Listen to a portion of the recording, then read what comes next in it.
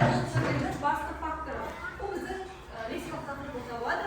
Ал грамматикалық тақырып өзіміз өтіп жүрген еліктеуіш және бейнелеуіш сөздер болып табылады. Жақсы.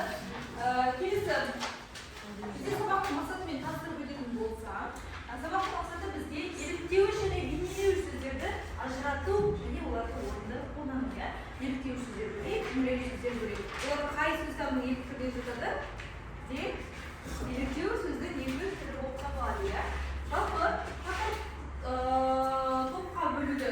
Ол жалпы бізде бірінші үй жұмысын бекіту үшін мен бауырсақ әдісін алып кететін болатынмын. Яғни біз бауырсақ әдісін болады. Қазір бізде бауырсақ бой несімен сұрақтарға жауап беретін боламыз.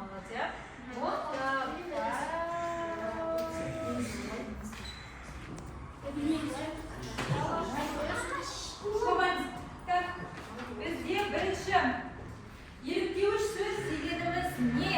Дыбысқа және оларды және олардың бейнесін елестету сөз.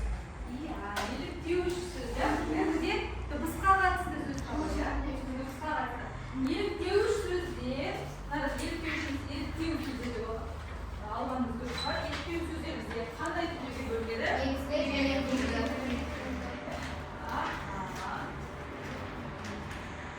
сөз дегеніміз не? Және?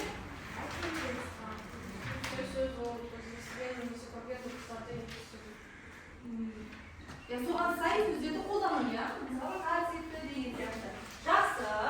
Келесі күрделі еліктеу сөзге мысал келтір. Туындыма. Күрделі.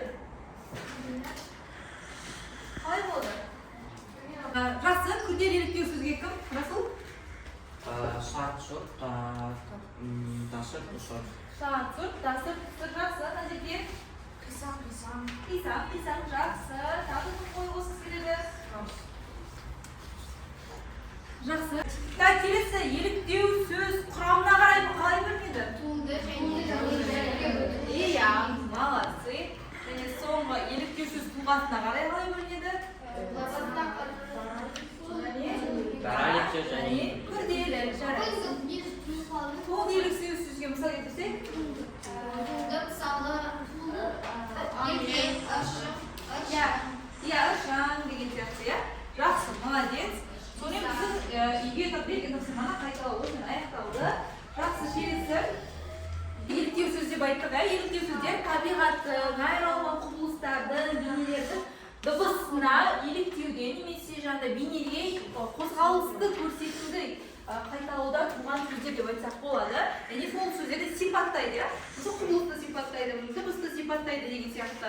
Мысалы, оның өзі еліктеуіш және бейнелеуіш бөлінеді. Мен сендерге айтқан болатын.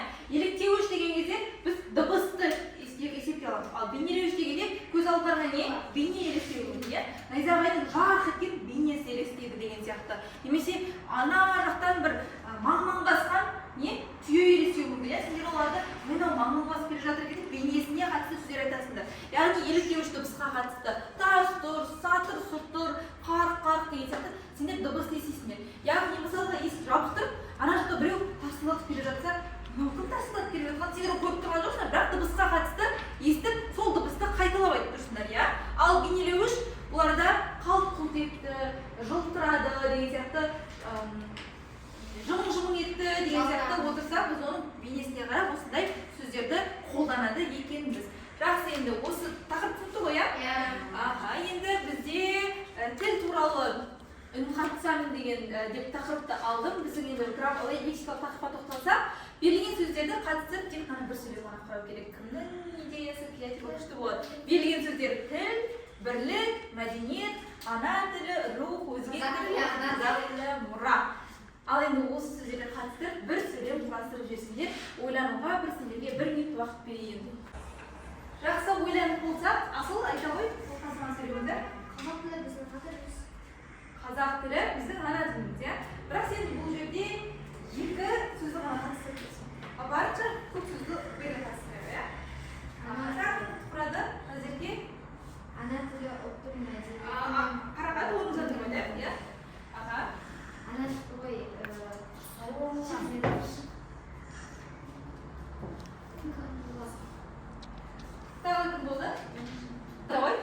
қысқарақ сөйлеймін. Иә, айта ғой. Әр халық өз тілінде білуі керек. Өйткені сол халық тілінде білмесе, ол ұлт та жоқ.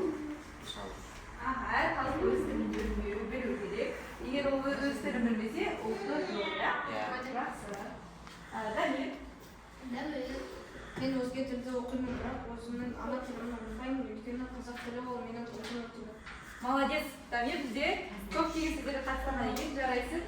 Так, Димаш. Жақсы, иә? Димаш оқы ғой? Аха. Басай, тыңдауға. Привет. Ты видела ту фотографию? Нет. Хочешь покажу? Хочу. Вот смотри.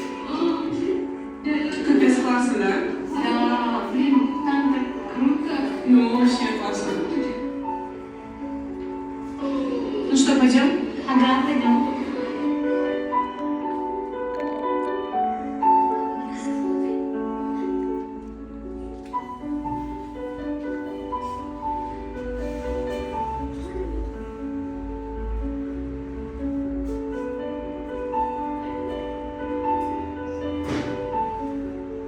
Давай спросим, где гардеробная. Извините, вы не знаете, где находится гардеробная? Кешіріңіз, мен орысша түсінбеймін. Я ее не понимаю. Я тоже. Идем. Пойдем.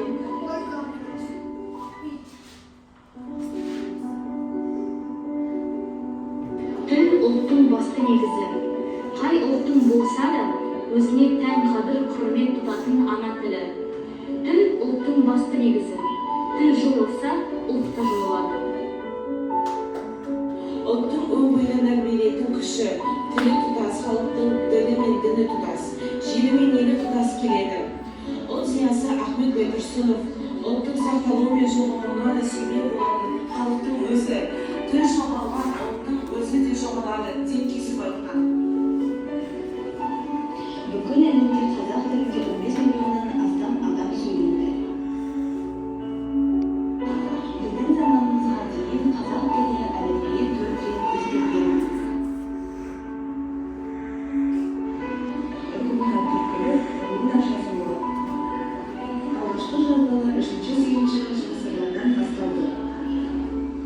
Араб графикасы 1420 жылдардың соңына дейін басылып шыққан тұңғыш кітап Сейфул Мәлек поэмасы, Ұлы Алтын Абай жұмыстары.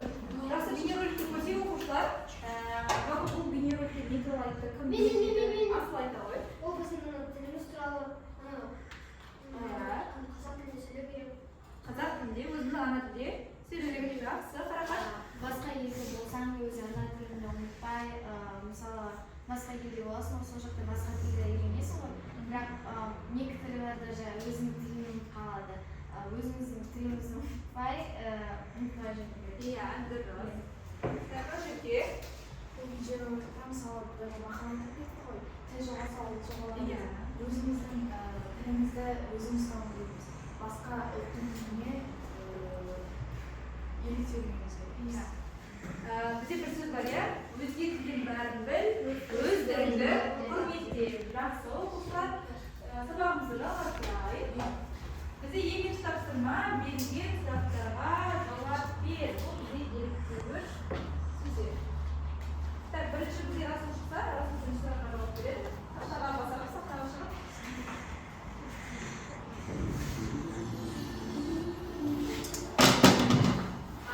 Бірінші сұрақ.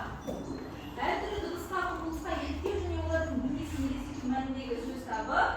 Қай сөз табы? Еліктеу сөз табы. Жақсы. Келесі бізде ақыл ешісі. Келе ғой тез ағайге. Жақсы, Дамир. Екінші сұрақ.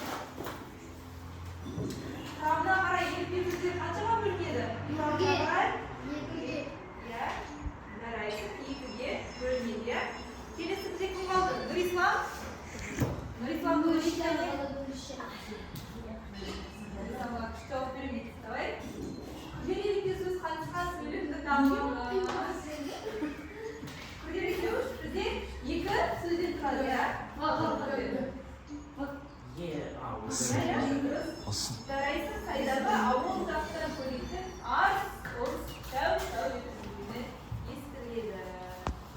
Шынжылыпсың ма? Бізде суретке қарап, сөйлем қарап жазамыз. Суретте еліктеуіш және бейнелеуіш сөздер берілген. Я бірінші сөз, давай. Мына суретте қандай сөз тұр? Жарқ етті. Дұрыс, жарқ етті. Екіншісі? Тоқ деген сөз тұр, я? Үшіншісі? Есіс? Тарс етті, я? Жақсы. Шырылдады, зың-зың деп алсақ болады, я? Және тау? Дір етіп қолды, я? Қалшырады деп айтамыз, я? Мынау? Аю қалай жүреді? Қорбан етті деп алсақ болады. Мынаны? Дұрыс. Нар, ман етіп жүрді. Шәреде? Қар көрді. Жақсы, қазір жазбайық. Давай ауызша айтайық. Бір сөйлем құрап берсең ішіндегілерге.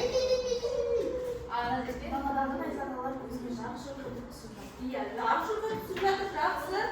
Дима, асыл, ал бір сөйлем құрап берсең. Алыстан түйе қондан басып келді. Иә, алыстан түйе қондан басып келді. Жақсы. Кәусар?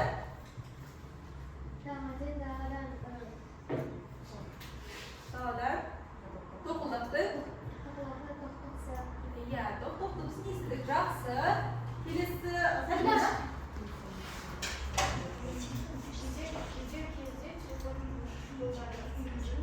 Иә, телефон зың-зың етіп шырылдады. Жақсы. Дамир.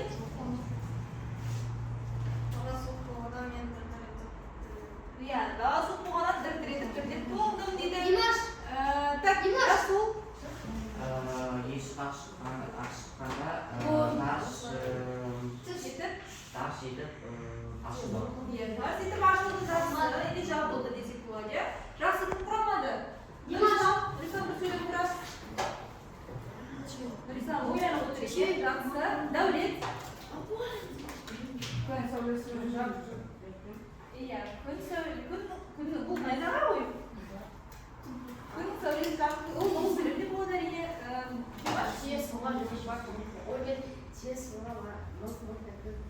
Иә, маңнан етіп барды, иә. Жақсы. Керемет. Бұл тырсын. Аңғырды ешкі айтпайды ғой. Жаңғыр тарс тұрс етті дегенде. Жақсы, келесі менде мынадай парақ бар. Бұл парақта еліктеуіш және бейнелеуіш сөздер бөлінген. Соны артына аты жөнін жазам. Және еліктеуіш бейнелеуіш сөздерді ара жырына жазып жазамыз, иә? Моя тапсырма. Әркіне өзіне. Еліктеуіш немере қосып жеке жазасыңдар. Бейнелеуіште жеке жазасыңдар. Жарай ма? Иә. Еліктеуіш және бейнелеуіш.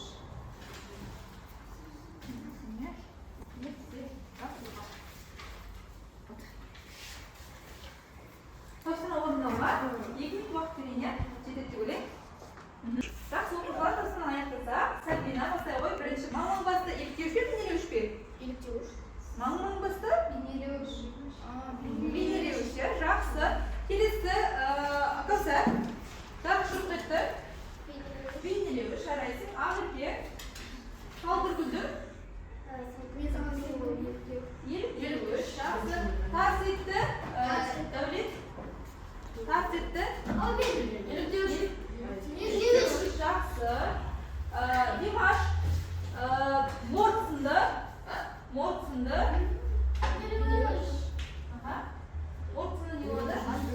не болады? Бейнелеуіш болады, жақсы. Келесі сылқ-сылқ күлді. Сылқ-сылқ күлді. Сылқ-сылқ күлді, еліктеуіш, иә. Жақсы, жалп құрылды. Иә, бек турасында жалп құрыласы, иә. Келесі гүрс етті. Еліктеуіш, тарт сұрт етті. Еліктеуіш, тарт сұрт етті. Еліктеуіш. Жақсы оқушылар, біз 4 тапсырманы сәтті түрде аяқтадық. Келесі бізде қазақ тілі мен үшін ойларымызды жалғастырып. Қазақ тілі мен үшін мен масайын, иә? Қазақ тілі мен үшін ұлтымыздың, тарихымыздың бір жалғасы іспетті. Қаншама ғасырлар бойы қазақ тілі үшін, қазақтың тәуелсіздігі үшін ата-бабаларымыз елі жерінде ұлан ғасыр жерін сақтап қаламын деп соғыстар жасады. Және сол ел үшін, осы тіл үшін, болашақ ұрпақ үшін осы тілді аман есен ұрпақтан ұрпаққа жеткізіп отыр. Қазақ тілі мен үшін ана тілім, қазақ тілі мен үшін ұлттық тілім. Ары қарай кім айтады? Қазақ тілі мен үшін Назерке? Қазақ тілі мен үшін ол бұрынғы ата бабаларымыз біз үшін осы қазақ тілі үшін қаншама қанын төккен, қаншама жанын берген. Қазақ тілі мен үшін ол еліміздің үлгі деп те айта Жақсы. Дамир, қазақ тілі сен үшін не? Қазақ тілі мен үшін ол Қазақстанның және біздің елтаңбамыздың таңбасы. Таңбасы деп қабылдайсың. Жақсы. Қарақан, қазақ тілі сен үшін не? Қазақ тілі мен үшін туған жерде қастерлі жан дүниенің тілі. Туған жерде қастерлі жан дүниенің тілі дейді. Жақсы. Келесі Ағайке, қазақ тілі сен үшін? Ал? Ойланайын дейді. Жақсы. Асыл, қазақ тілі сен үшін? Қазақ тілі мен үшін еліміздің біздің тіліміз еліміздің Сәнділігі деп қабылдаймыз. Жақсы. Дағы? Жақсы оқушылар, сабақ осымен біздің мәресіне де жетті. Қазір менің қолымда кері байланыс парағы бар. Әркім өзінің аты жөні және өзінің бүгінгі сабаққа деген белсенділігін қанша балмен бағалайды. Өз-өзімізді бағалап көрейік. Өзіміз байқап отырмыз, кім белсенді қатысты, кімде бір сәл белсенділік алды. Айтпақшы, бірден 10-ға дейін бағалаймыз, иә? Аты жөнімізді жазамыз, аты жөн міндетті түрде жазылсын. Және де өзімізді бағалаймыз, иә? Так, және де мына парақты мен өзіме жинап алайын, иә? Сендердің мына соңындағы парақтарыңды.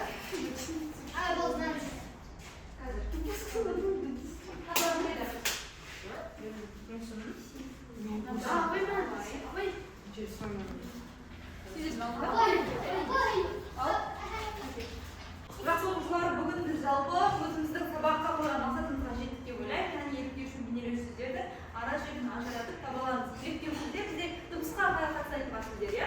Ал бейнелеу сөздер көзбен көріп сипаттайтын сөздерді айтамыз. Егер берілген тапсырма еліктеуші